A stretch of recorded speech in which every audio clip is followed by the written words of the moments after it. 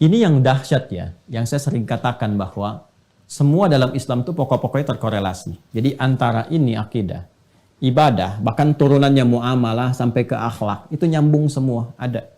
Jadi kalau kita bicara ke manfaat, kalau ini kan mengonfirmasi yang ke sini, ke akidah.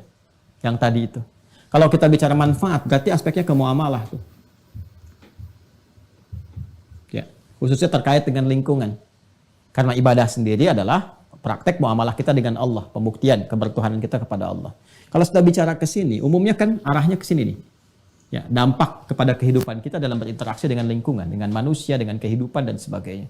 Maka Allah langsung menjawab, Allah sendiri yang langsung menjawab. Satu, manfaat sholat itu pertama, bisa melatih pribadi kita menjadi lebih baik. Menjadikan seseorang insan beriman menjadi baik. Masih ingat seseorang itu jadi baik kalau bisa mengelola dirinya kan? Nafasnya, jiwanya, supaya tidak berdiri sendiri di sifat fujur. Dan masih ingat apa yang saya sampaikan dulu sekali, ya kan? Fujur itu kalau sudah berdiri sendiri diprovokasi setan, wujudnya kan dua. Kalau bukan fahsya, itu mungkar. Fahsya keburukan yang bersumber dari syahwat, pornografi, porno aksi, LGBT, ya, dan turunan-turunannya, kata-kata jorok, kotor, itu fahsya. Mungkar yang diingkari oleh hati, perbuatan-perbuatan nampak, ya mohon maaf sekali, berdusta, kan, merampok, membunuh, menipu, korupsi, dan sebagainya. Ya ini nyogok, itu mungkar. Makanya saat nyogok kan hatinya mengingkari, saat korupsi hatinya mengingkari, saat tipu-tipu hatinya mengingkari, dan seterusnya. Ini mungkar. Nah, sholat, kalau benar mengerjakannya, itu bisa mencegah ini semua. Dan pencegahan diutamakan. Bukankah Anda sendiri yang mengatakan mencegah lebih baik daripada mengobati? Jadi kalau kita ingin mencegah diri berbuat ini, dan menjadikan secara langsung menjadi baik, bertransformasi kepada soleh baik, maka ternyata latihan dasar pertama itu sholat. Maka dalilnya muncul Quran surah ke-29 tadi, ayat ke-45. Langsung saja kepada intinya. Innas sholata tanha 'anil fahsya wal munkar. Sungguh, perhatikan cara menerjemahkannya. Sungguh, sholat yang dikerjakan sesuai ketentuan dan aturannya itu. Innas sholah, ingat alif lamnya. Terjemahkan alif lamnya. Innas sholata, bukan inna sholata, innas sholah. Sungguh, sholat yang dikerjakan dengan benar itu sesuai dengan ketentuan dan aturannya. Tanha 'anil fahsya'i wal munkar. Maka hasil dari itu bisa mencegah pelakunya dari perbuatan keji dan mungkar. Jelas ya? Nah, jadi kalau ada orang-orang yang sholat tapi masih nampak pada dirinya perilaku keji, fahsya dan mungkar, dicek ini. Boleh jadi sholatnya belum sesuai dengan ketentuan dan aturannya. Nah, yang kedua, sholat menghadirkan ketenangan kepada jiwa. Lebih tenang. Orang sholat itu tenang bawaan jiwanya. Dan jiwa yang tenang melahirkan pikiran yang cemerlang. Jiwa yang tenang melahirkan perilaku yang menawan. Jiwa yang tenang melahirkan segala ide-ide yang penuh dengan kebaikan dan kemuliaan. Sedangkan di Quran surah ke-13 ayat ke-28, sumber ketenangan itu zikir. Ala bidzikrillahi tatma'innul qulub. Yakinkan pada jiwamu bahwa dengan berzikir kepada Allah itu hati cenderung menjadi tenang. Zikir itu banyak. Baca Quran, zikir. Karena Qurannya disebut zikir. Quran surah ke-15 ayat 9. Inna nahnu nazzalna dzikra wa inna lahu lahafidun. Karena itu orang-orang yang cenderung rajin baca Quran, cenderung menenangkan. Doa itu zikir. Quran surah ke-7 ayat 205. Wadhkur rabbaka fi nafsika tadarruan wa khifatan wa duna jahri minal qaul. Makanya doa cenderung menenangkan. Kemudian apa lagi? Kalimat thayyibah, astaghfirullah, alhamdulillah, Allahu akbar, subhanallah, itu bagian dari zikir. Ya, fa idza qadaytumus salata fadhkurullah. Kalau tuntas salat, zikir kepada Allah. Quran surah ke-4 ayat 103. Makanya orang-orang yang zikir itu kelihatan tenang. Ya, ahli zikir itu tenang. Enggak ada ahli zikir emosian. Tenang. Ahli zikir itu tenang, auranya, karismanya, macam-macam itu. Zikir. Dan salat itu puncaknya zikir karena memadukan semua itu. Dalam salat ada takbir, Allahu akbar. Dalam salat ada tahmid, alhamdulillah. Dalam salat ada apa lagi? Ada tasbih, subhanallah, subhana rabbiyal a'la wa bihamdi. Dalam salat ada istighfar, Allahumma ighfirli, subhanakallahumma bihamdika, Allahumma ighfirli.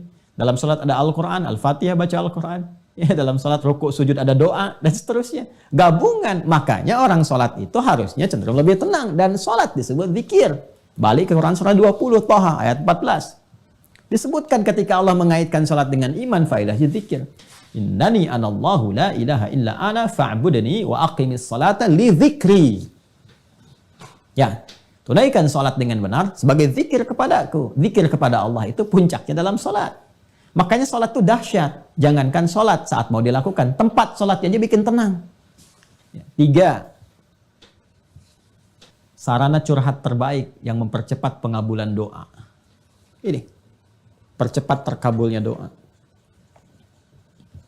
Sarana curhat terbaik kepada Allah. Ya, ingin menyampaikan apa? Curhat kita kan kepada Allah dalam bentuk doa. Quran surah ketiga contoh, Ali Imran ayat 38 sampai 39. Ya, tentang kisah Nabi Zakaria yang divonis nggak mungkin, yang mustahil kata manusia punya keturunan. Nabi Zakaria sudah beranjak sepuh, fisiknya sudah letih, rambut memutih. Ya, istri terutama divonis dengan hal-hal teknis secara medis yang katanya tidak mungkin punya keturunan. Apa yang dilakukan? Curhatnya kepada Allah. Beliau salat. Salat tuh, solusinya salat. Ya, hunalika da'a Zakaria rabba, di mihrab itulah, di mihrabnya Maryam dia berdoa. Salat. Ya, nanti tahu salatnya di ayat 39. Hunalika da'a Zakaria rabba qala rabbi habli min ladunka dzurriyyatan thayyibah innaka sami'ud du'a. Beliau berkata, ya Allah, mereka mengatakan aku nggak mungkin punya keturunan. Ketika mereka mengatakan tidak mungkin, maka aku beralih kepadamu yang tidak punya batas dalam kemungkinan. Nah, itu tanda ya. Itu fikih Quran tuh. Jadi kalau orang sudah mengatakan ini nggak mungkin bu, ini nggak bisa pak, itu tanda langsung dari Allah bahwa Allah ingin mengabulkan apa yang Anda mohonkan langsung tanpa perantara. Ya, karena itu Nabi Zakaria sudah ngasih contoh yang di surah Maryam itu.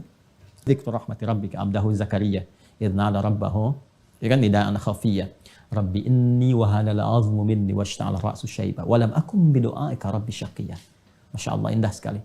Ya Allah, aku ini selalu tidak pernah putus harapan kepadamu.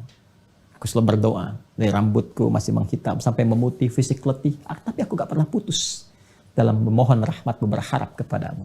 Itu. Apa? Minta keturunan. Puncaknya dimohonkan tuh di mihrab itu dalam salat. Mereka mengatakan mustahil. Dan inilah ya tanda pertamanya. Maka aku memohon kepadamu ya Allah yang tidak pernah punya batas dalam pemberian. Anugerahkan kepadaku dari sisimu saja. Karena orang mengatakan gak mungkin, aku minta darimu saja. Ya, keturunan terbaik. Innaka sami'ud du'a. Engkau pasti mendengar doa hamba. Kalau yang pada maha mendengar pun belum dikabulkan, lantas kepada siapa lagi hamba mesti memohon? Apa yang terjadi? Fanadatsul malaikatu wa huwa qa'imun yusalli. Itu dalilnya. Fil mihrab. Maka seketika turun malaikat, sedangkan Nabi Zakaria itu masih berdiri dalam salat. Masih berdiri. Artinya belum selesai salatnya. Baru selesai berdoa. Seketika turun, menyampaikan, Annallaha yubashshiruka bi Yahya. Beri kabar, kau akan punya anak. Dapat kabar dari Allah. Jadi kabulkan, akan punya anak. Istrimu akan mengandung. Ya, dan namanya diberikan oleh Allah Yahya. Hidup yang kata orang mustahil. Ada dari rahim seorang perempuan yang divonis secara medis, klinis, monofus dan mandul punya keturunan, kata Allah, gak ada yang mustahil bagiku. Jadi, terjadi. Mudah bagi Allah menjadikan segala yang bisa terjadi. Salat mempercepat hadirnya kesuksesan dan kebahagiaan. Ya. Kita gabungkan 4 dan 5, mempercepat kesuksesan dan menghadirkan kebahagiaan. Sukses dan bahagia. Ya, komplit tuh 5. Salatnya 5 waktu, 5 faidah. Sukses dan bahagia. Kalau kita gabungkan sukses bahagia ini, namanya falah. Singkatnya begitu. Falah. Falah itu sukses dan bahagia. Quran surah ke-23 ayat 1 dan 2. Qad aflaha al-mu'minun. Saya lagi ke sini, orang beriman. Ya, Quran surah 23 Al-Mu'minun ayat 1 dan 2. Qad aflaha al-mu'minun. Orang beriman, kalau benar-benar iman melekat pada dirinya, identitas berimannya bagus, diimplementasikan imannya dengan ibadah yang benar, pasti menggenggam kesuksesan dan kebahagiaan. Apa ciri pertamanya? Alladzina hum fi salatihim khashi'un. Ternyata pengantar pada kebahagiaan, kesuksesan itu salat. Ya. Dan ini yang paling diharapkan oleh manusia. Ya, tingkat tertingginya itu kan ini, iman. Jadi tingkat tertinggi insan beriman itu, pokoknya terserah. Yang penting saya sholat itu karena Allah perintahkan. Itu aja. Karena saya beriman, saya sholat. Ya, tapi kan tadi saya katakan, ada yang ciri khas anak-anak, ada yang orang dewasa matang dengan kedewasaan dan akalnya, ada yang dewasa kekanak-kanakan, masih nanya juga dan sebagainya. Ya, maka butuh motivasi. Apa di antara motivasi yang terkuatnya ini? Sukses, bahagia. Sukses, bahagia. Nah, diperdengarkan 5 kali dalam sehari. Ini bahagianya dunia akhirat. Suksesnya dunia akhirat. Ya, Quran surah 23, Al-Mu'minun ayat 1 dan 2. Qad aflahal mu'minun. Orang beriman, kalau benar-benar iman melekat pada dirinya, identitas berimannya bagus, diimplementasikan imannya dengan ibadah yang benar, pasti menggenggam kesuksesan dan kebahagiaan. Apa ciri pertamanya? Alladzina hum fi salatihim khasyi'un. Ternyata pengantar pada kebahagiaan, kesuksesan itu salat.